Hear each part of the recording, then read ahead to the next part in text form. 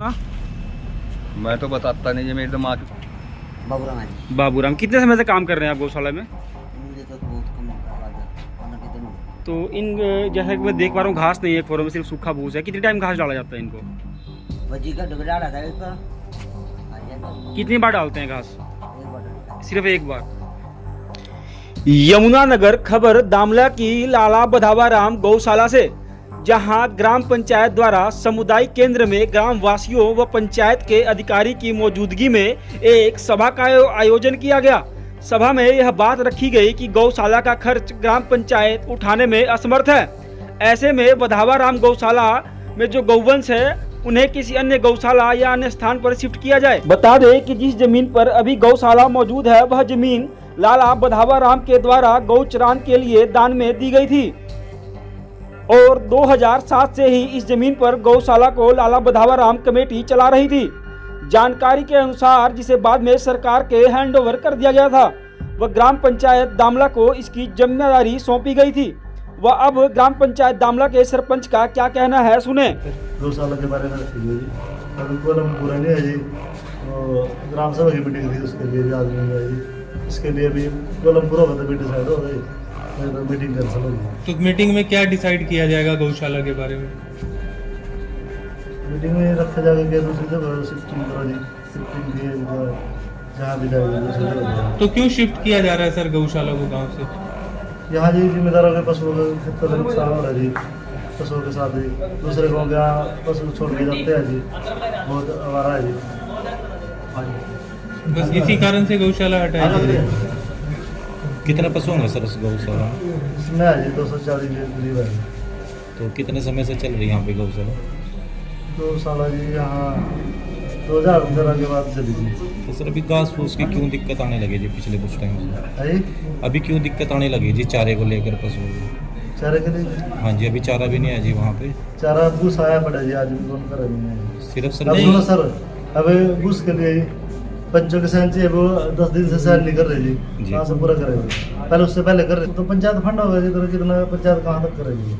जो उसके ऊपर सर आपने पूरी बात रख रहे कि बस और कोई इनकम नहीं है अलग से जी। ये वहाँ दूध दे रहे हैं, कुछ ऐसा कुछ नहीं है, और कोई इनकम नहीं है। तो एक और सरकार भी कहती है कि हम गोरक्षा के लिए गौसभा के लिए बजट बढ़ा रहे हैं, करोड़ों रुपए सर हरियाणा सरकार का या भारत सरकार का। तो सर अभी रजिस्टर्ड कमेटी सर ओला के पास ऐसे क्यों लगे बात, पंचायत के पास तो नहीं है जी, उसी के पास सारा जो है जी। तो क्यों नहीं उन्हीं की समिति को सौंप दी जाती, वो चला लें? उसके लिए तो ये है जी, सारा पिछले पंचों में भी गाँव में विरोध है रहने के लिए, हमने कोई तो ये एक दान की हुई जमीन है सर, जैसे यहाँ से शिफ्ट कर दी जाएगी गौशाला तो उसके बाद क्या होगा इस जमीन? खाली पड़ रहेगी, हमने क्या करना है?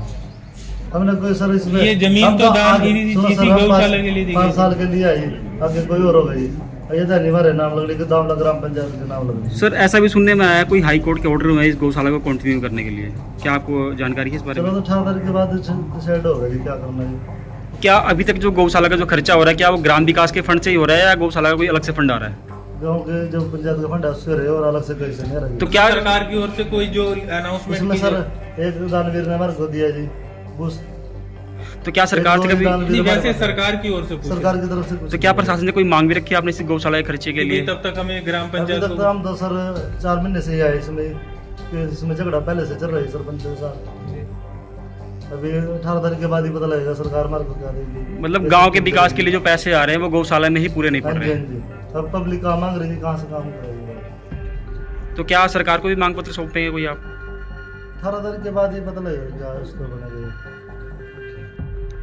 इस बारे में हमने मेंबर से भी बात की व लाला बधावाराम गौशाला कमेटी से जुड़े रहे उनके बेटे से भी बात की, सुने दोनों ने क्या कहा। क्योंकि हाई कोर्ट ने ऑर्डर कर रखे हैं कि आपको उसको चलाना पड़ेगा, सरकार नहीं चाहती कि गौशाला यहाँ से उठे। और हम सरपंच साहब से या पंचायत से और BDO साहब से DC साहब से रिक्वेस्ट करते हैं कि आप इसकी कमेटी बना दो। हम यहाँ से गौशाला उठवाने के लिए नहीं, आपको गौशाला चलवाने के लिए आपसे रिक्वेस्ट करते हैं। ये गौशाला यहाँ चले और ये गौचराम की ज़मीन है, इसके ऊपर और गौशाला नहीं रखेंगे तो क्या रखेंगे? जब उसको पैसे भी पड़े, सारा पैसा उसका लग भी रहा है, फिर वहाँ चारा भी होना चाहिए, सारी व्यवस्था होनी चाहिए। और सब दाम देते हैं वहाँ पे, पहले देते थे कि आप उनसे हम ले नहीं सकते फंड। लेकिन सरपंच साहब को अगर हम बोलते हैं, मेंबर पंचायत बोलते हैं कि आप गौशाला के लिए उनके पास जाओ, वो साफ साफ मना कर देते हैं कि वहाँ मैं अपने आप बात कर दूँगा। तो क्या जरूरी है कि पंचायत का पैसा ही वहाँ लगाना? जी शायद शरारती तत्व कुछ लोग लग रहे साथ में, वो नहीं चाहते कि यहाँ गौशाला बने रहे और यहाँ हम अपने पर्सनल यूज के लिए वो।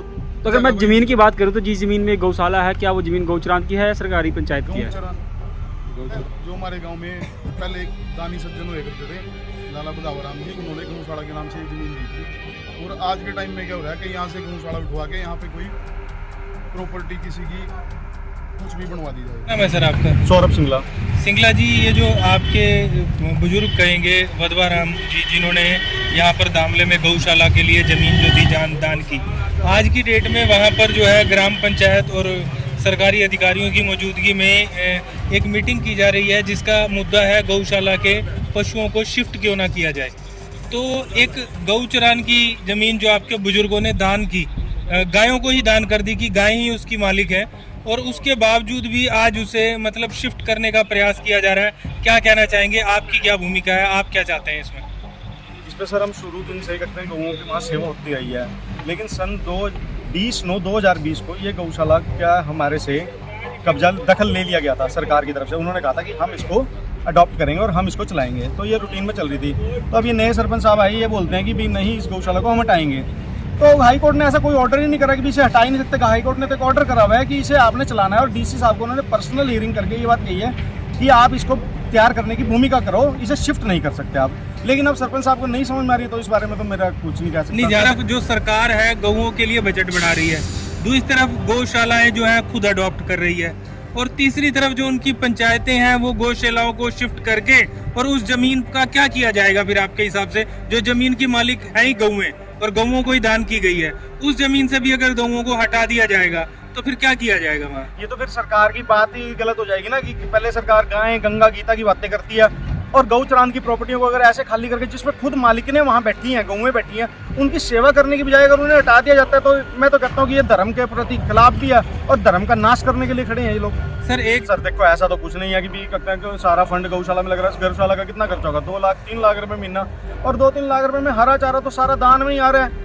ठीक है, लेबर है, कुछ है, लेकिन तो इतनी चीज़ें तो करते हैं। डीसी साहब को जब उन्होंने हाईकोर्ट ने प्रेस वो 14 मार्च को एक ऑर्डर हुआ है, उसके अंदर बकायदा क्या है कि डीसी साहब को उन्होंने ऑर्डर करे हैं कि भी आप इसको मेंटेन करो।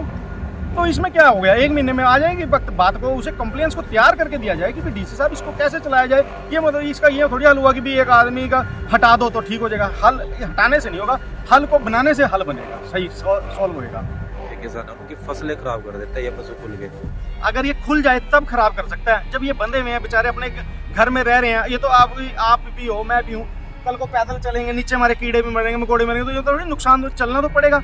अगर ये गौएं हमने इकट्ठी करके एक जगह रखी है, अगर ये बाहर निकल जाए तो कितने जनमानस का एक्सीडेंट होएगा। ये नहीं, आप देखो ये तो विचारधारा है, सरपंच साहब की क्या विचारधारा है कि गौओं के प्रति, ये तो आपको पता लग ही गया होगा। लेकिन हम कहते हैं कि गौ माता कोई दयनीय नहीं है, वो तो सराहनीय है। दैन्य क्यों बनाया जा रहा है उसको? आप ऐसे क्यों कह रहे हैं कि गौएं मर रही हैं? वो तो इन लोगों की अब नीयत हो तो अच्छी। बाबू जी, अपना बच्चा हमारा कोई कमजोर होता है, हम डॉक्टर पे नहीं दिखाते उसको। सिंगला जी, आपको कितना टाइम हो गया एक गौशाला खोले हुए, और यहाँ पे कभी कोई इस तरह की कोई दिक्कत आई? वैसे देखो बाबू जी, हमने 2007 से गौ सेवा का कर रहे हैं कार्य, तो 2020 में हमने इनको दे दी थी। तो हमने देखो अपनी तरफ से पूरा होता है, लेकिन ये बात भी माननी पड़ेगी, गौएं जो पकड़ के आई जाती हैं वो बेचारी पहले से ही बहुत दुखी होती हैं, कमजोर भी होती हैं। देखो, जाना ना जाना भगवान के हाथ में होता है, मरना जीना। लेकिन ये बात भी हमें माननी पड़ेगी, अगर हम दिल से सेवा करेंगे तो शायद ऐसा कुछ ना हो, लेकिन इच्छा शक्ति के बिना धर्म का कार्य नहीं हो सकता। यानी कि इस मामले में ये मान लिया जाए कि पहले ये जो गौशाला थी वो वधावा राम ट्रस्ट जो था वो चला रहा था 2007 से 2020 तक। बिल्कुल। और 2020 में सरकार कहती है कि ये आप नहीं चलाएंगे, ये गौशाला हम अडॉप्ट कर रहे हैं। हाँ। और सरकार द्वारा अडॉप्ट करने के बाद ये ग्राम पंचायत को दे दी जाती है, और ग्राम पंचायत आज असमर्थता जता रही है कि हम तो चला ही नहीं सकते। 3 साल से चला तो रही है, तो फिर क्यों नहीं वापस इस ट्रस्ट को दे दिया जाता? ये तो इनकी, देखो हम इस बारे में अगर तो कहेंगे क्या अगर आपके ट्रस्ट को दे दिया जाए आप चला लेंगे सर? चलाएंगे, बिल्कुल चलाएंगे, पूर्ण रूप से तन मन धन से चलाएंगे। लेकिन अगर इन लोगों की हमारे प्रति विचारधारा ये रहेगी कि हम पैसे खा रहे हैं या हम कोई ऐसा अननेसेसरी काम कर रहे हैं, तो हमारे ऊपर कोई वो लगाओ, ये लोग ऑब्जेक्शन लगाओ, हमें कहीं पकड़ो, तब हम कह पाएंगे। ऐसे थोड़ी कुछ कह सकते हैं हम किसी के बारे में। ऐसा तो देखो, ये बात तो सरपंच साहब भी बेहतर तरीके से बता पाएंगे कि कितना फंड है। ऐसा मेरे सामने अभी तक 70-80 लाख रुपए फंड आया है, तो मेरे सामने 4 महीने में 70-80 लाख रुपए तो खर्च नहीं हुए होंगे गौशाला में। और ये तो आपको भी समझ में आनी चाहिए कि 70-80 लाख रुपए 4 महीने में अगर फंड्स खर्च हो गए तो इट मीन 20 लाख रुपए, और 20 लाख रुपए की वहाँ 20,000 रुपए की सुविधा नहीं है। ऐसा कुछ नहीं है कि ट्रस्ट के हमने ना कोई फंड रिसीव करे हैं, ना कोई हमारे खाते में आ रहे हैं, ऐसा कुछ नहीं है। तो क्या हरियाणा गौ सेवा आयोग से जब आपने गौशाला हैंड ओवर कर दी उसके बाद कोई फंड आपने नहीं लिया? ना कोई फंड आया, और उनका जो भी हमने देना था हिसाब किताब वो उनको 22 CA हमारे दे दिया गया है। कोई हमारा उनसे वैसे भी बकाया नहीं है। ऐसा कुछ नहीं है, ये तो मनगढ़ंत बातें हैं, इन बातों का तो कोई हल नहीं है। बात करें गौशाला के खर्च की तो 3 से 4 लाख रुपए प्रति महीना आता है। वहीं ग्राम पंचायत को मिलने वाला फंड तो लाखों में है। सरकार द्वारा गौ सेवा आयोग बनाया गया है। गौ सेवा आयोग में समय समय पर बढ़ोतरी भी की जाती रही है, मगर अभी भी गौ सेवा के लिए खींचातानी जारी है। गौवंश को उन्हीं को दान में दी हुई भूमि से शिफ्ट करवाना, तो फिर इस महंगी भूमि का प्रयोग गौ सेवा के लिए न होकर किस लिए किया जाएगा? बड़ा प्रश्न यहाँ खड़ा होता है। एक और बात, बधावाराम गौशाला समिति इस गौशाला को चला रही थी, लेकिन उनसे इस गौशाला को ले लिया गया।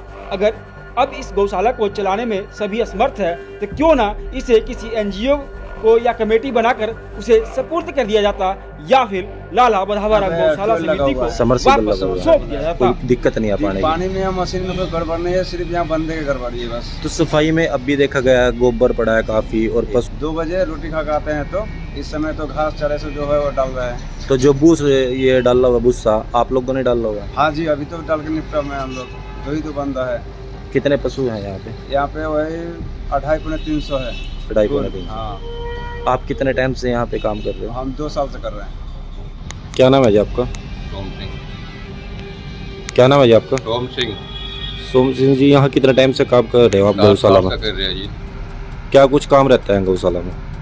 काम तो जी गोबर का, झाड़ू का, पानी पियाना, घास गेड़ना, इन्हें बांधने खोलने, कोई कितने गऊ हैं, गोवंश हैं यहाँ पे? गोवंश कम से कम 250 जी। और कितने लोग हैं काम करने के लिए? 2 बंदे प्याल जी। सिर्फ 2 लोग हैं और 250 गोवंश हैं। और कितने होने चाहिए यहाँ पे लोग काम कर? 5 बंदे, 5-6 कम से कम चाहिए जी। तभी यहाँ पे अच्छे से देख रेख हो सकती है। घास भी पड़ेगा, पानी पिया जाएगा। तो जो गौशाला प्रबंधन है, आप उनको बोलते नहीं कि और आदमी रखिए, क्यों ऐसा हो रहा है? बोलते हैं जी, हम तो बोल रहे हैं जी। आज का ना मगा जी बंदे ले आओ, अक्तम ने 2 बंदों ने काम करे। आप लोगों की 12,000 जी। और आपकी? 12,000 है जी। 12,000 सैलरी है। तो फिर भी घास नहीं डल रहा यहाँ पे, सिर्फ भूसी डल रहा। तो इससे तो ये बीमार हो जाएंगे, मर जाएंगे। वो तो डॉक्टर आते हैं, सरपंच साहब देखेंगे जी, हम क्या देख सका? हम सरपंच की आप कर रहे हैं जी, जो हमारे हिम्मत है वो कर। फिलहाल देखना यह होगा कि सरकार के द्वारा तमाम प्रकार की सुविधाएं देने के बावजूद भी कब तक इन बेसहारा गौवंशों को ऐसे ही लाचार और बेबस रहना पड़ेगा।